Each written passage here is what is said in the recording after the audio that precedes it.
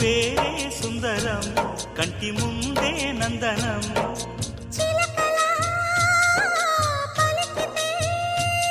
ఉండిపోరా సంబరం ఉండే కాదా మందిరం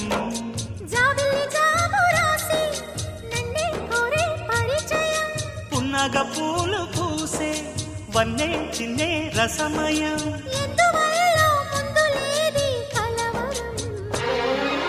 అగిరి పడిన పెదవికేంటి అర్థం